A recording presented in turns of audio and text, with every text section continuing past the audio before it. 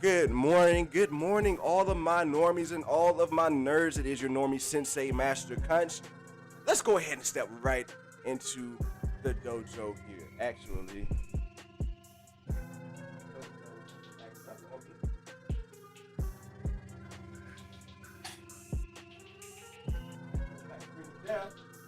today we are having myself, Master Kunch here, is having a hell of a morning. One hell of a morning. uh, uh,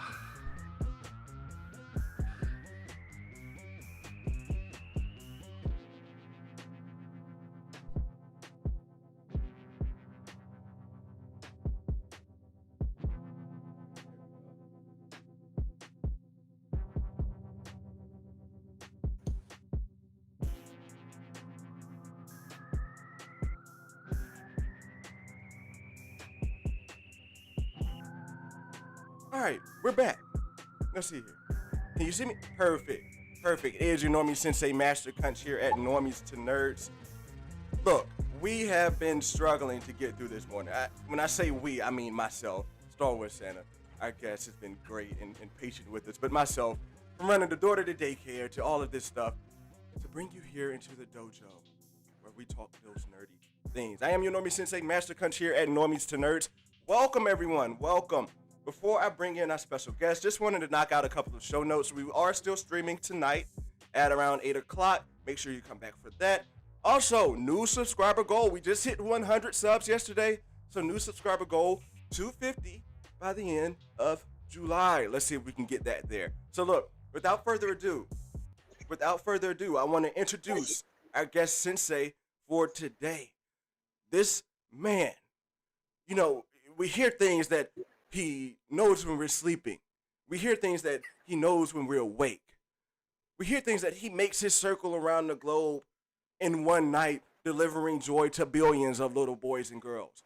But what we don't know about, what many don't know about this Santa here is that he is a savant in this Star Wars lore. He is a savant in this Star Wars culture.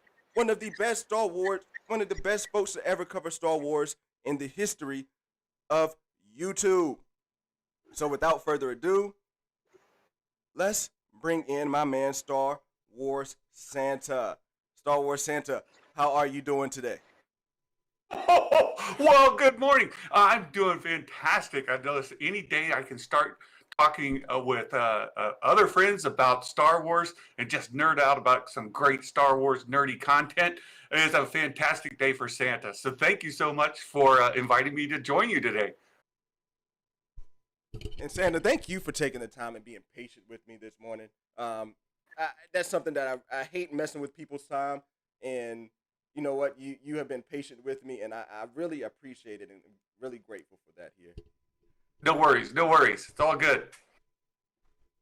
So look, folks, we are going to get right into the talk. As you see here, Santa, we are in the dojo. I don't know if you have the stream up right now, but we are in the dojo where we train folks to become from normies to nerds. We really want to. That's the purpose here. As much as I love having my nerd senseis in here that know their stuff, I really love to get folks some information. So if new folks come in here, I don't try to go too deep. But with myself coming in here, I told you before, I'm a little bit of a Star Wars normie when it comes to the culture, when it comes to understanding things beyond just the content. So first things first, I brought you in here because I wanted to talk Bad Batch with you, Star Wars Santa. First things first, let me get your take. Where are you on the Bad Batch series in episode 3? How are you just feeling about how things have been going so far? Yeah, I've been very happy with it so far. The progression is very nice.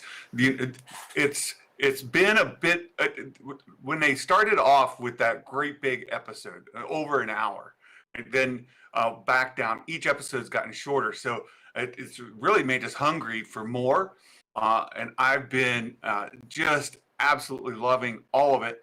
I would say that this last episode, episode 3, I like better than episode 2, and but I loved episode 2 as well. It's just that I liked seeing the character of Omega began to develop. She was introduced, and it's obvious that she's going to be the character that we see grow up, right? So we saw Ahsoka grow up in the Clone Wars. We saw Ezra grow up in Rebels, and we're going to get to see Omega grow up in Bad Batch. And so we were introduced to her, and then in episode 2, we just saw her kind of first time she saw dirt, stuff like that. But in here, we start to see her emotional struggle with where she is, and really coming part of the Bad Batch as a child. And it is obvious that they're treating her as such, which is great. She's not the hero like Ahsoka was. She's not the Jedi like Ezra aspired to be. She's a kid, and they're kind of raising her. You see Hunter as a father figure raising her, even Wrecker, and making that bedroom for her, and it's acknowledging this is a child that needs cared for, but she's also coming to her own. And so we'll get to see that. And I love it. I absolutely love it. Yeah, I love it too, and that's one thing I saw that stood out, especially in episode 3. So I mean, really in episode 2, I thought that they really kind of developed that relationship between her and Hunter. But then I like what I saw in episode 3, how they developed the relationship with the whole entire team. And it was like her moment to really kind of show her worth, and then like try to carry her weight when she went out there to deal with that dragon out there. Oh yeah. So and let me know about this too. I was folks are trying to figure out, myself included, about what is so special about Omega, whether it's powers, whether it's whether it's her mutation skills, or whether it's the Force sensitive. Was it just me? Am I weird for thinking that the Force sensitivity thing was dangled in front of our face with that dragon? Because I'm thinking when it comes, I thought she was about to have a Force moment with the dragon, but then she came out to show something different. Am I all for thinking that with the Force sensitive thing and the animals? That's what I was really kind of tying into there. Well, if you watch Rise of Skywalker, you see Rey kind of commune with that big snake creature Right. that was similar to Omega and that dragon. Right? The presumption is that this is a threat in both of those situations, and the reaction typically in any kind of action or hero movie is to see them attack that threat and try to overcome it, right? Defeat it, kill it. So, and in both situations, you see where it went the other way. And with Rey, we know she's Force sensitive, Jedi in training, all of that. With Omega, we're not sure yet. So I don't think it's at all unreasonable to think that maybe that's part of what they're building. We also saw little hints of it in episode 1 that perhaps she's Force sensitive, but they've not played their hand yet. We can't prove it one way or the other. And that's great for the fandom because it leads to speculation, it leads to discussions, and it keeps the content in front of everybody as we talk about it. It's great. And you see, Santa, to me, it was this episode kind of had me on the bandwagon of that she's not Force sensitive, because I was looking at it and I was expecting it to, with the dragon, I was expecting it to have her first like moment of her first like Force moment here. I was expecting that. So like this episode kind of got me off of that bandwagon, if you will, of thinking that she's Force sensitive. So that's why I brought that up, because I mean it was like kind of dangled in my face for me, and even as like someone who again is just somewhat new into the Star Wars stuff, seeing the Force sensitive things and how they Force sensitive people and how they deal with animals, I was thinking like, whoa, this is going to be the moment, and then it just didn't come. So no, and you mentioned right before we came on, you recently watched Rebels again, right, or for the first time, and Ezra has that connection to animals, right? So he can kind of force commune with the wolves and the Purgle, the space whales, all that. And so, yeah, I could see where you see it dangled, you're expecting it, and then it doesn't deliver. I think it's kind of smart on their part not to reveal their hand so early. Right. And I am also not of the group that think that Omega is going to be force sensitive.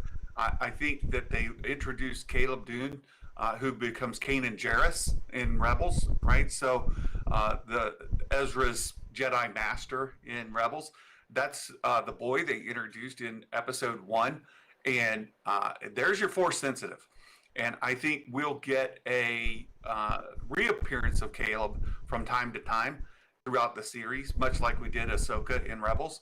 But I don't think Omega is going to be force sensitive, and we'll begin to learn more about what exactly is her clone ability, her enhanced clone ability. She's one of the 5 that have been altered clones.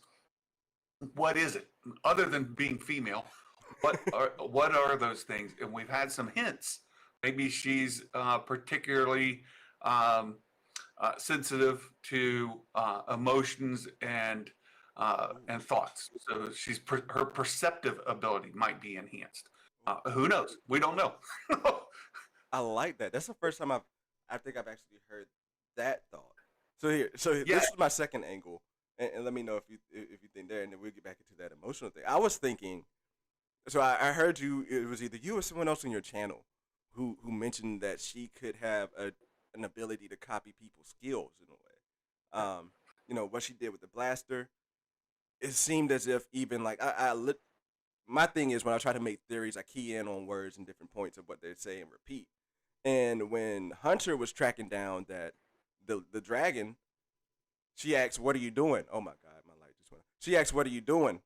And he said, "I am tracking down this drag." He said, I'm tracking, And she picked up the dirt in the same fashion that he did. And then when he woke up and she came back and talked to him, she said, "I tracked, I tracked, I did what you did," in that type of sense. Is that far fetched that maybe she could either one be copying their abilities, or two maybe have the abilities that she just has to tap into of all 5 of the Bad Batch? No, that's a good thought because, but there's something as we were discussing that on my channel. Some of the comments got me thinking about that because I do think that perhaps she is. If you're familiar with Marvel, who Taskmaster is, where he can copy uh, powers from others, or he can adapt them from others. That perhaps she has that sort of taskmaster ability where she can absorb powers or pick up powers by seeing somebody else. So it's mimicry. And they've given us a couple parts where maybe that's the case. One of the challenges I think that come up with that is if that gives her a window to become really OP, right? Overpowered. Yeah. If she becomes one of these super overpowered kind of characters, then where has she been? Presuming that they're building her up to use her in live action sometime during the Mandalorian time frame as an adult, maybe in the Book of Boba Fett, things like that. Then where has she been through the original trilogy era? All of these shows that we've had, comics, books, everything that reference that time period. If she is a overpowered, like super being, she would have made an imprint, Right. and you would expect that somebody would have noticed her. Palpatine being one. So I'm not sure that that's where we're headed with it. But again, the way that they've kind of concealed their hand, it's still possible. That's a great point because during my stream here, and like I said, I don't like to get too deep into theories just because I'm not. I try to know my place, Star Wars. I try to know my place, Santa, in talking about these things, and I don't want to come out here and over talk on Star Wars and look like a fool by just throwing out these random theories here.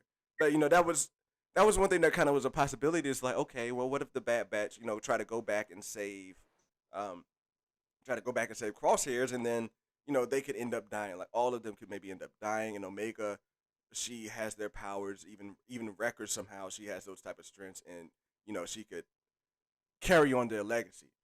But Yeah. you know what? You just woke me up because it is true that if she was that overpowered, there's no way it just wouldn't make sense that she's not in any of these instances here. Right.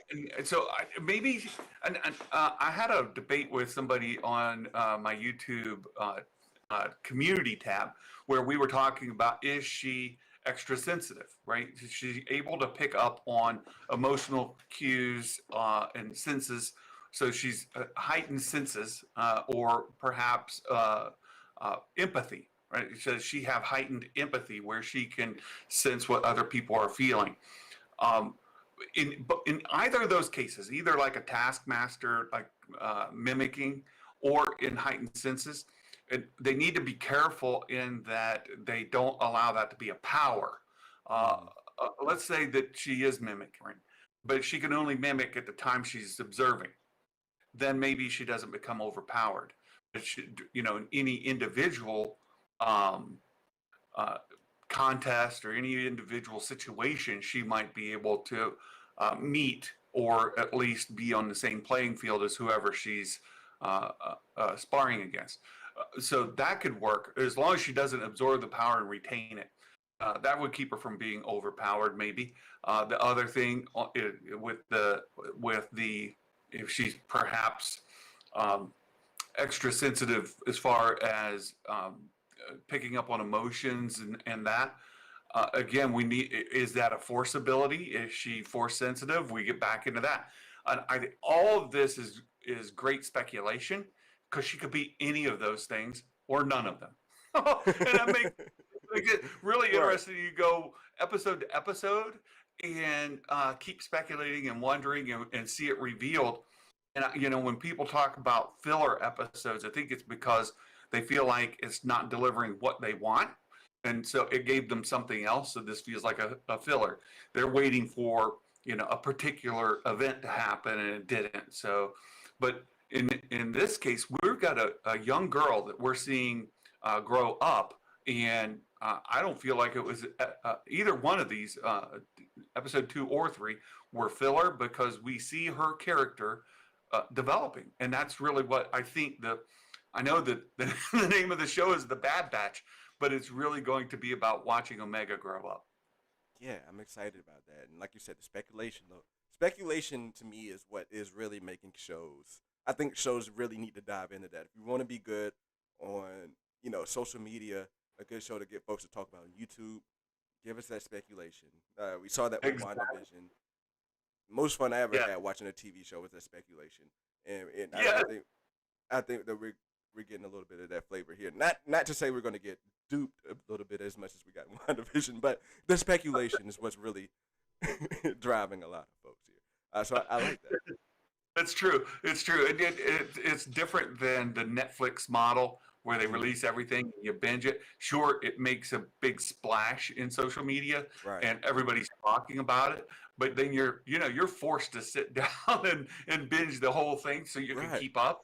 And in this case, it's episodic. So with them only being around a half an hour, uh, you may not catch it at 3 a.m. on Friday morning, but but come Monday, you've had a chance to sit down and watch a 20-some minute or 30-minute episode, and you can stay current with the conversation.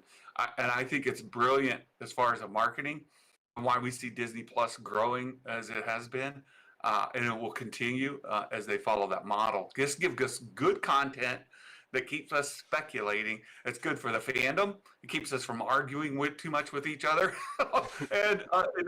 in an unhealthy way. We can argue about, is she force sensitive? Is she a taskmaster? Is she, uh, an empath? Whatever. right, Those are great kind of arguments to have rather than this movie sucked or this character was terrible. right. Because it's still driven by that content. Still Yeah. driven by that content.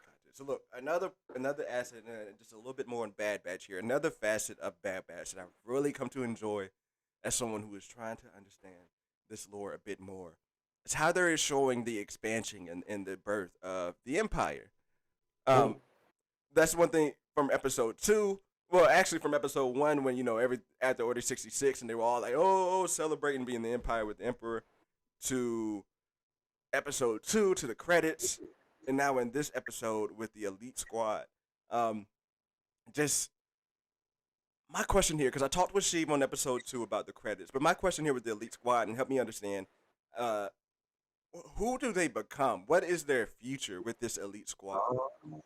That's a fantastic question. And I talked about it a little bit yesterday. I've got this character sitting here on my desk. And some people may not know them really well, but if you've watched The Mandalorian, in season 1, towards the end, when Moff Gideon came with all those troopers and had them boxed in that house or in that building, and were blowing the walls out and all of that. Some of the characters out front, some of the troopers out front were Death Troopers, and this is what they look like. So Death Troopers, they wear black armor, and they're highly trained elite troopers. I've got one here that's unboxed so you guys can see a little bit better. And you may remember this from the Mandalorian season 1. Right. These guys, they were lined up in front and they had their rifles aimed at the building. This is what is presumed where we're headed with, say, Crosshair and these elite troopers that they have, is that they will become Death Troopers. Then that's different than Dark Troopers. So Death Trooper, Dark Trooper can be confusing. Death Trooper is a human. Dark Trooper, we also saw in Mandalorian season 2. Those were those like Iron Men kind of robot troopers that were beating the crap out of Din Djarin, and then Luke Skywalker comes and just obliterates them. Right. Those are Dark Troopers, right? So Dark Troopers, think more Iron Man robot. Death Trooper, think highly trained elite trooper.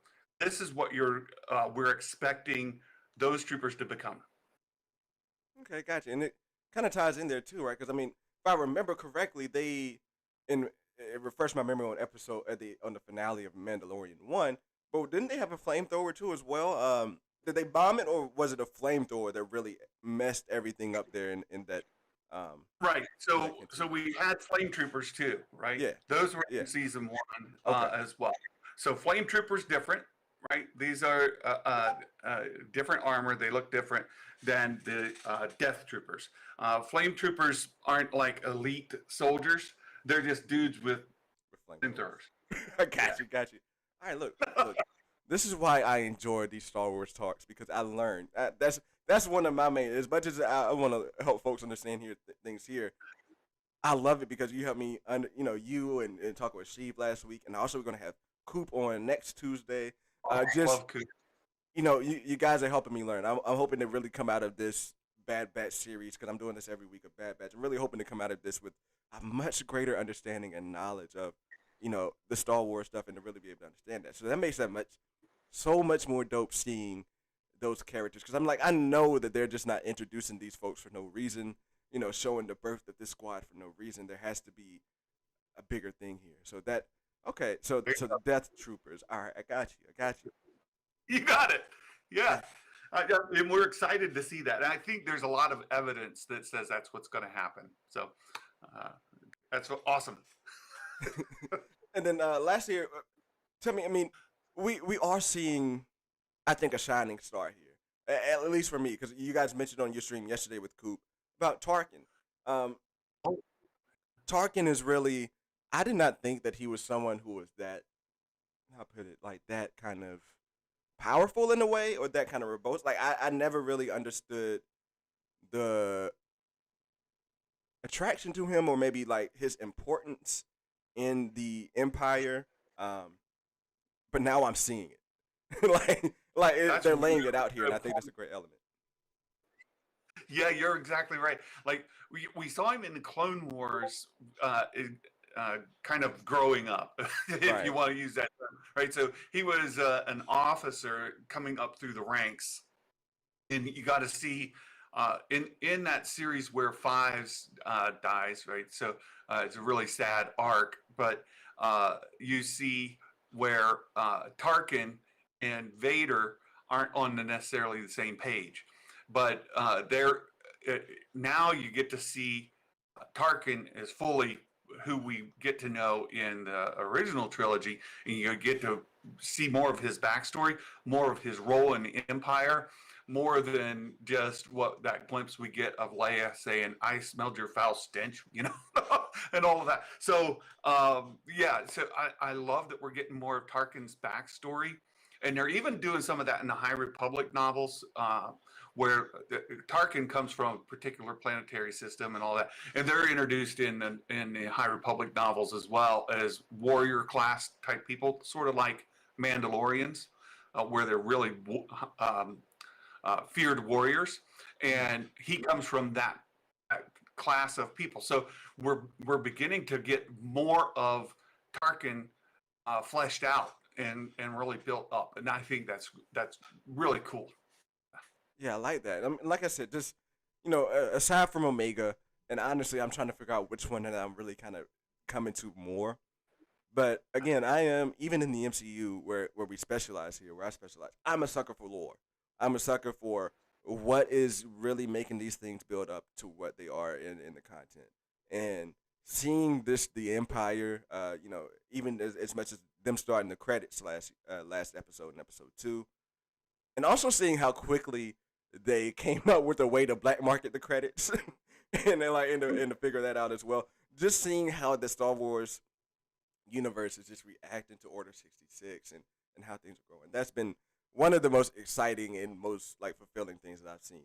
Yeah, and it's really neat that we're going from clone troopers, prequels, to stormtroopers in the original trilogy, and we're bridging that right now. You get to see Tarkin saying, "Well, we're changing course," and of course the Kaminoans kind of not wanting to lose that revenue source. So we get to see it happening, and it's like real time happening. We get to see them switch from clone troopers to stormtroopers. You get to see like the Death Troopers developed and things that we will see again, and it's just enriching the lore. It's enriching the universe, and for fans that only consume through visual media, it's filling in those holes, and I think it's filling them in very nicely. Yeah, that's what I was gonna ask you too. Is there of course being this new and Coop is someone who's really got me excited to want to read some of those Thrawn novels and books. As someone who is new though and really hadn't had time to explore that the comics with the legends and the other things that are canon when it comes to the novels and comics, just has this really been explained? Because that's the question I've had myself: is what happened from that transition between the stormtroopers and the clone troopers? What happened in that transition? Has that something that's been explained, in writing? It's been addressed in different formats in different ways, but I don't think it's ever been expressed in this fashion, where we see Tarkin directly interacting with the Kaminoans or Tarkin. Like that story, I don't think has been given to us in those ways. But we have seen where they switched over from clones to recruits. We have seen different divisions formed and kind of specialized. So we have seen that kind of stuff in comics and books. But that's what makes this really distinct, is seeing Tarkin's direct involvement in saying, we're changing path. Yeah. So look, my question here, as a normie, like I said, is a Star Wars normie question. What in the hell happens to the clone troopers then? Like all of those clone, do they just die off? Like, is the Empire really that dark to where they kill them all? Like what happens with the troopers? Most of them enlist. So Okay, most cool. of them have already been troopers. They've been fighting for the the what is now the Empire. This is their job, and so they enlist. But because of the accelerated aging that they have, right? They age really rapidly on purpose so they could get out into deployment really quickly.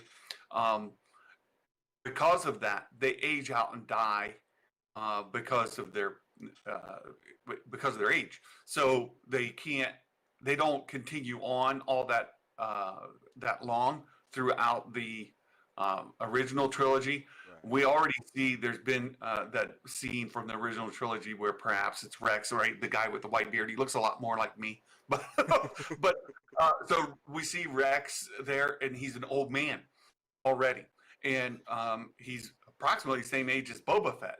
Well, Boba Fett is nowhere near that old. Right. That's because Rex is aging and Boba Fett isn't.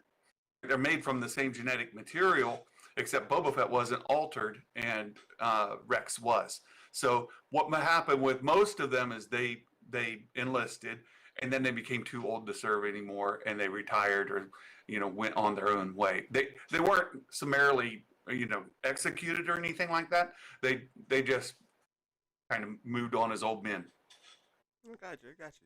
So look, how much longer do I have you here for? I don't know. 30-minute mark. Do it. Can I hit you for? Can I get you for maybe 10, 15 more minutes here? Yeah, let's keep going. All right, cool. So, one last question about Bad Batch, and then I want to talk some more Star Wars, just overall, just futuristic stuff. With Bad Batch, and like I said, Omega is one thing that is standing out. Where do you think that we are going to see her next? Whether it's live action or whether she's in another animated show that maybe we don't know about yet or whatever. Where do you think that we will see her? Or if we will see her in live action? Yeah, I think we will definitely see her in live action. But we've got a couple of things that need to happen first. First, we need to see her developed because there's speculation. She is the closest thing to a natural sister or sibling to Boba Fett there is. All the clones are technically twins or brothers to Boba Fett, but they're altered, right? They're age enhanced, and whenever, like, you even see it in The Mandalorian where they're having a conversation and there's like, we've heard your voice before. Well, that's because Boba Fett has been cloned so much, and all those clones have the same voice. So Omega is likely to be the closest thing to a natural sister or sibling that he has. So a lot of speculation has said, well, it makes sense then to put her in the Book of Boba Fett as an adult. That's great and all, except I don't know that she has enough time to be developed and part of the universe to have her just show up. Maybe, but that would be a surprise for sure. So it's absolutely possible that she could show up in the Book of Boba Fett, and the reason they introduced her here is to use her there. But more likely, I think, is to see her show up in Andor. She could show up in that Andor series. She could show up in some of the other. I mean, she could show up anywhere. I think they're going to have to wait, though. I think they're going to have to wait until we see her grow up. We see her story. We know who she is, and they've revealed more about these cards that they're hiding. Once they've revealed that hand, if we kind of know who she's going to be, then they can introduce her later. I like that. So look, a couple more questions here moving forward. You mentioned a couple of titles there. What we have this plethora of projects, it seems, that are going to be coming out in the future. What are you most excited about as a project? It's tough. We have the immediate stuff. So, of course, I'm excited about the Book of Boba Fett and Mandalorian Season 3. But I'm really, really fascinated with Rangers of the New Republic, because that is rumored to be led by the Ghost Crew. So we'll get Hera Syndulla from Rebels and the Ghost Crew in there, Zeb and all of those, right? Oh wow, cool! I'm excited to see them in live action, to see the Ghost in live action. And we've seen the Ghost before, but sort of in the background, kind of quickly. But to feature the Ghost. Hold on, stop you. Where do we see the Ghost? Because I had to go back and rewatch everything since I finished. Where was the Ghost at? Rogue One. Okay. Rogue One. Yeah, you got to watch quickly because it comes and goes. All right, sorry to interrupt you there, but I wanted to get that piece of knowledge. Yeah. Hold on, you just dropped something. Right. So the other is Rise of Skywalker. Some people have circled it out in those myriad of ships. That it's likely one of those ships, and I think it's all but been confirmed that is the Ghost. So at the end of Rise of Skywalker, but Rogue One is where you see it. You also see Chopper in Rogue One, right? The droid Chopper from Rebels. So yeah, go rewatch Rogue One and just watch it for Chopper and the Ghost. So Rangers of the New Republic, Hera Syndulla, the Ghost crew in live action. Yes, sign me up. The other, of course, is Ahsoka series. Super excited to see that and to see them bring Sabine Wren in live action, and Hera, not Hera, but Ahsoka and Sabine out searching for Ezra. Those two series, and then there's a rumored third series that's not been announced. That is Ezra and Thrawn live action that happens concurrently. So all three of these would be like different views of the same time leading to the same event. You see, you'd have Rangers with the Ghost Crew, Ahsoka with Ahsoka and Sabine, and then this other series, live action series with Thrawn and Ezra, be happening on concurrently in the timeline.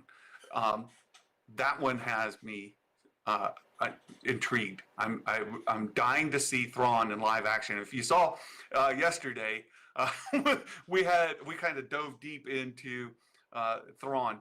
I can't wait to see Thrawn. I can't wait to see Thrawn either. Oh my, like you I don't know if you saw my face when you said the Ezra, a live action Ezra and Thrawn show. Like, God, that just got me excited just at the thought of it. That just got me excited at the thought of it. Like, before you said that, so look, I wasn't hip to the Rangers being possibly Hera and that whole squad from Rebels. I'm excited to see how they do Zeb. Like, I would love to see Zeb in live action. That's one thing there, but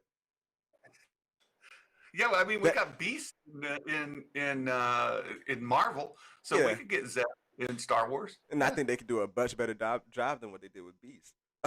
Yeah. I think they could. So, but really, what got me and what you had me stuck on is this Ezra and Thrawn live action, because I was expecting to maybe see Thrawn as someone who is driving the Ahsoka plot, as someone there, but no, I am here and I am there. That might be so. Again, Ahsoka was like my the biggest thing that I was looking forward to seeing was the Ahsoka series, because I loved her appearance in The Mandalorian. I thought that for a second. I'm like, I thought that I was going to be underwhelmed by Ahsoka in The Mandalorian, because the way that the one thing that I love about Ahsoka in Clone Wars is her shiftiness. Like, she moves in such a way that's like flows, and like it's kind of beautiful watching her move very fast and very swift, and making her motions there.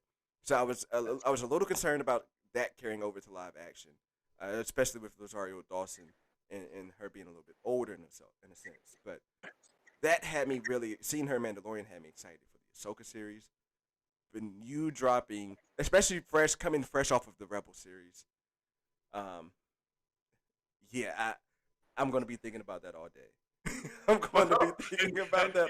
Coop will too. I can't wait to hear you and Coop talk about it next week, because look, I love Thrawn. Coop loves Thrawn. We share this passion for him, and I'm absolutely on board to see Ezra Thrawn series. Like you, I had the assumption that Ahsoka, that was going to be the culminating point of the series. Like, he was going to be the bad guy they're chasing. Mm-hmm. But getting this from Kessel Run Transmissions, that this is another series in the works, has me like, please tell me more. I'm definitely in on it. So look, one last question here. I got that out of the way. One last question here that I have for you. I am, again, working to understand the culture here, and I had this conversation with Sheev. Help me understand. Just I want your take on the sequels. I want your take on the sequels and the prequels. I've heard a bit of your take before, and I think it's an awesome. And from what I heard, I thought it was an awesome take as far as how you feel about it. And if this gets the conversation down, I do not want to do that. But as someone who started with the sequels, who watched it, and you know what, like I'm a huge Marvel fan, and I went in and watching Star Wars and seeing that visual aspect, Last Jedi with that projection fight with Luke, like to me that is still the most, even out of Marvel things, that is the most beautiful thing that I have seen. With the way they did the ships and the red dust and the way they did like that whole fight scene with him being blasted at, that was the most beautiful thing I think I've still seen on the big screen. Um, with that coming out and seeing the reception that those movies got, I was like a little confused. And then going deeper into the lore, I still like the sequel trilogies, but I can understand and see where people come from with the things that they're saying there. But I just want a better understanding, if you will, of just maybe where some of this dissension came from. Because even learning more, I understand there was some dissension about the sequel trilogy. I mean, about the prequel trilogies. So just wanted to know where this comes from, and is it a case of where maybe folks will warm up to it as things develop, as content maybe develops around it? Yeah, the key that I've learned is how you connect to Star Wars, and that's an individual story for every fan. And for folks my age who were, sitting in the theater in 1977 to see the very first Star Wars movie, it's understandable that we connected really, really strong to those characters, and we have grown up with them for I'm in my 50s, right? So it's been 40 plus years that I've had those characters, and when you grow up with an emotional connection, you've got these stories in your mind from when you were growing up, memories from playing on the playground and doing things as kids, and how you emotionally attach to the stories. It's understandable that people want to protect them, and they kind of isolate it and hold on to it really, really strong, and then they get in their mind what certain directions that those characters move and develop, and who they are as heroes. And we've had all these years of additional stories about Luke, Han, Leia, their children, and everything else, following the original trilogy, and people are passionate about those connections, those personal, very personal, emotional connections they have to those characters. The same thing happened in the prequel era, where those characters were first introduced and people grew up and they feel like they've got this emotional, personal connection to Anakin or Padme or whoever that might be. For me, I loved the original trilogy. I never got that deep into the novels because I sort of had the George Lucas mentality that if it weren't in the movies, then it weren't real. Right. So that was my case. So it wasn't until the sequels came out, and like you, I was visually just overwhelmed by them. They're beautiful movies, and I loved the characters. I fell in love deeply with Rey right off the bat. I thought they set up her character well, developed it well. I love her throughout the sequels. And I was somewhat confused as well why people were so upset. And it took me a long time, and really having to spend a lot of time watching YouTube videos and interacting with folks in Discord and Twitter about their absolute hatred for what happened, to understand that it had to do about this emotional connection. What made Star Wars personal to you? And folks that really despise the sequels, primarily is about the stories that they fell in love with, not feeling like they connect to that. And for those that fell in love with the prequels, for instance, they may have that same sort of experience. So you kind of got two groups of the fan base that emotionally connected for a big portion of their lives to Star Wars in a very particular way. And again, for everybody, it's different.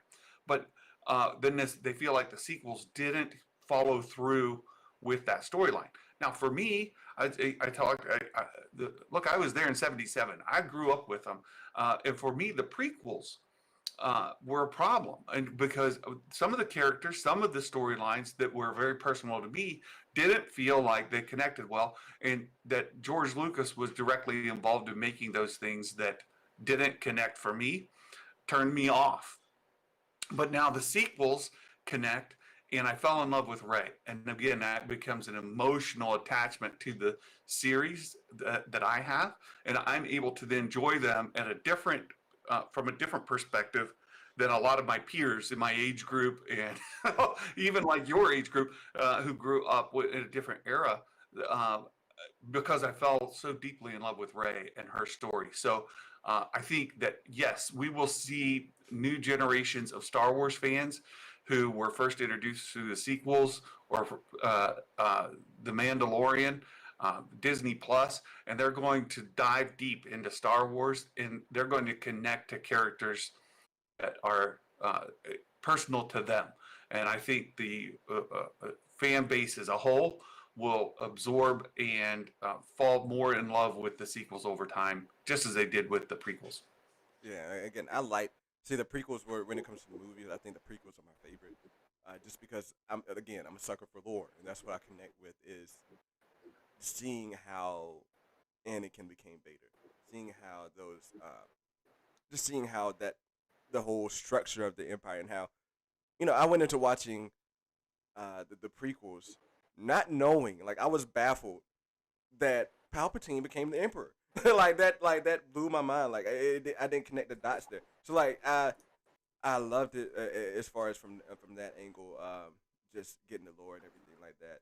And then you're speaking about the characters that become personal to you. I find it interesting because as you were saying that, like really Ezra is that character for me that I really connect with and that I really um, feel that connection in Star Wars. So, like I love watching Mandalorian and that's what really got me into the back half content. But when it comes, as you were saying that, and I was sitting here thinking, it's like really Ezra is that one that like, and it's funny that it comes in the animated series, but it's really that like that's the series that, especially in that like final, I think it's the final season, um, either the final season. Help me out. It's the one that I really got really dug into the series, and I was like, oh shit! Like it's the one that I showed my wife. I was like, you gotta try to watch this. It's when it was the House of Mandalore. Those that two parts, those two parts in the Rebel series. I think it was maybe in the third season or the fourth season. I think Um, it's third season. third season, yeah, I'm pretty sure third it's third season. season. It was the third season. That's when I was like, that's when I really dug into those characters, and then even going into the fourth season more. That's why, all right, Ezra is my guy. So so yeah, I love that take there. I love it, and thanks for dropping that knowledge. So see, that's what I'm saying. That's what I want to get here out of these things is that if as from other outside of a great conversation, and to share it out with folks who are in here watching, I love to learn from this, from talking with you guys, especially as someone who works from home, for the most part while I'm working like a bureau down here. So like it's someone who maybe coworkers I'm not able to talk to who maybe have knowledge to have folks like you and Sheev and Coop next week to talk with and to really get this understanding. It's been great and a pleasure, man. I really Oh, yeah, I love it as well, and that's what I've enjoyed. Look, I had a time in my life yesterday talking with Coop, and like I mentioned at the very start of this show, any day I could start off with a friend talking about Star Wars, just nerding out about Star Wars is a great day. And so you have started my day off today just fabulously. thank you, man. I And appreciate it.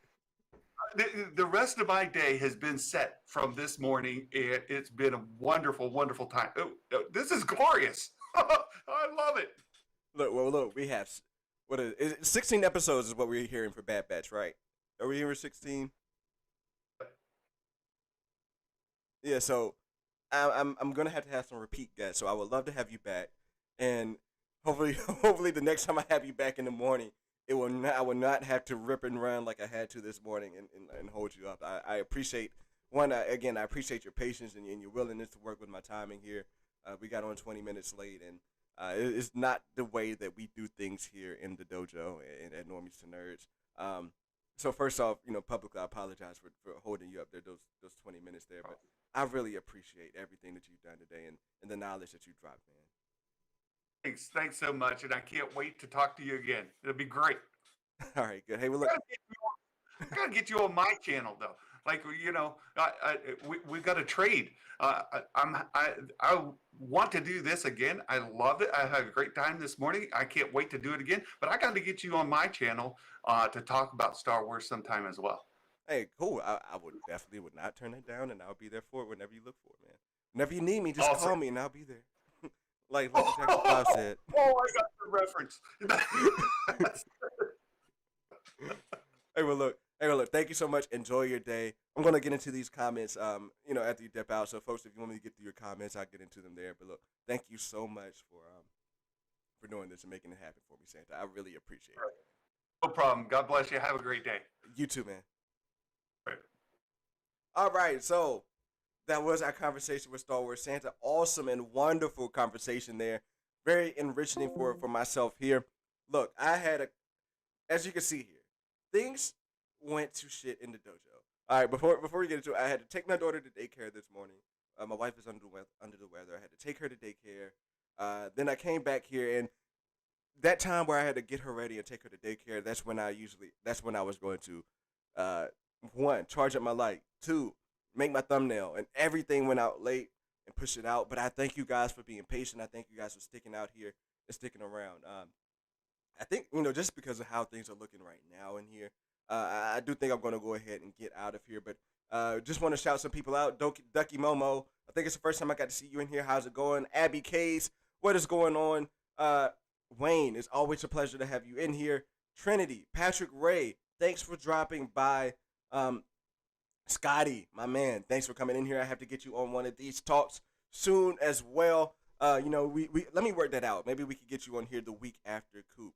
So maybe I'll hit you up over the weekend and talk about that with you. Also, Daniel Fisher, it's always a pleasure when you can drop by. And my man Tim and Parker, thank you guys for coming in. Look, we are going to be coming back for a stream tonight, so make sure you come back in around 8 o'clock. Turn your notification bell on. We are going to be talking some MCU stuff, Midnight Suns, those talks there. I did dive in a little bit. I'm diving. Just Fernie dropped yesterday the thing about the Teletubbies in Loki.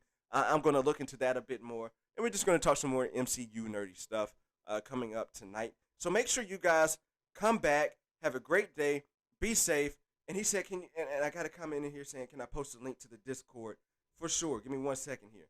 Let me see if I can post this link to the Discord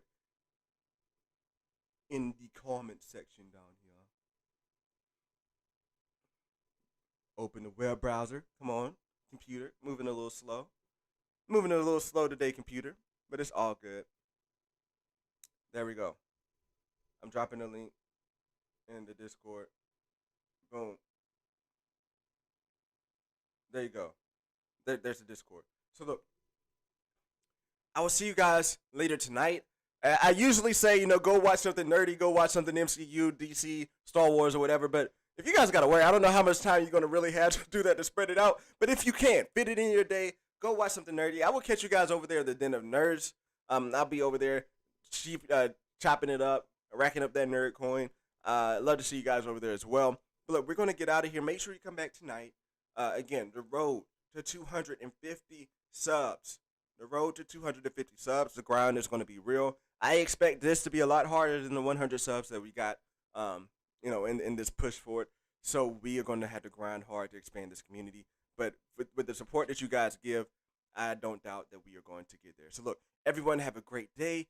Thank you so much for being here. And I'll catch you guys tonight at 8 o'clock. Or the next time you can catch me, So catch you guys in the next one.